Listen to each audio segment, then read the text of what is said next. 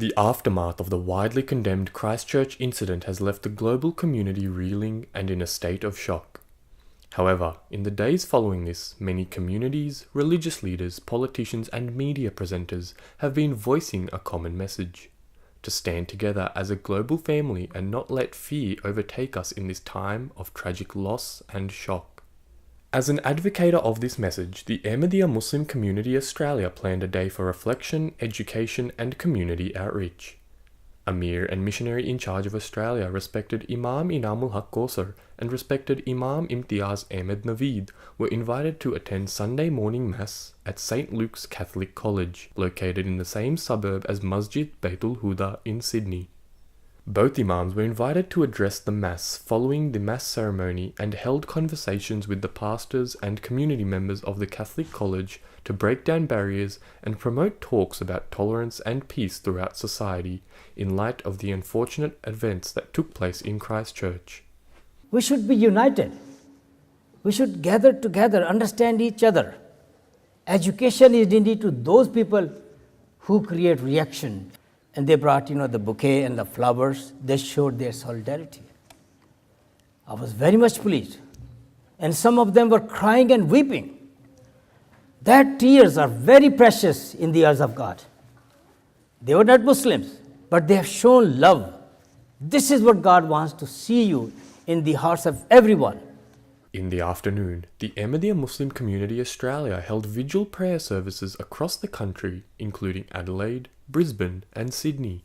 This was to mark a day of unity and prayers for the people of Christchurch and New Zealand and break down barriers between people within the Australian community. At Masjid Baitul Huda in Sydney, many messages of condolences were delivered by the honourable guest speakers, and matters of peace, tolerance and strength in unity were discussed and shared by all those attending.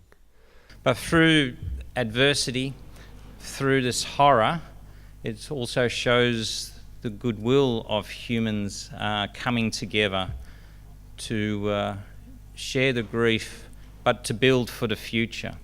We cannot allow terrorism to take advantage, to beat us down, to stop us from what we do.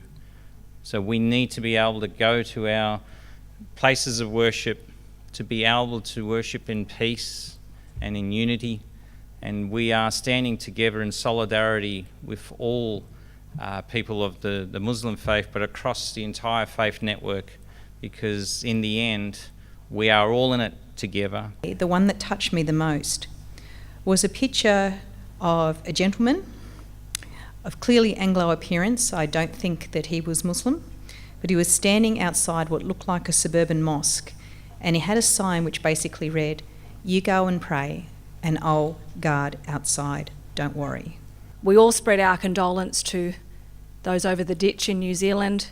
We're with you, we are feeling for you, and I think we all commit this evening to spreading the message of love throughout the world. And so, family, to my friends here, we've come here today under that cloak of love and understanding. We come from different denominations, different ethnic groups, but for the one thing in mind, that we are one with each other. Ko tahi tana, we are one with each other. The program concluded with silent prayers for those affected by tragedy in New Zealand and for world peace.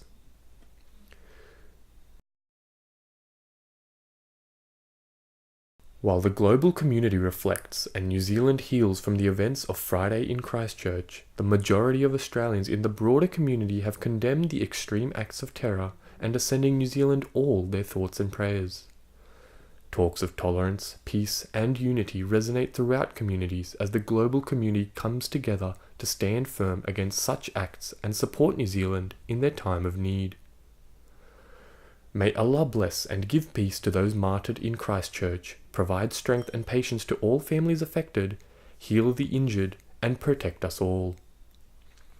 MTA International, Australia Studios.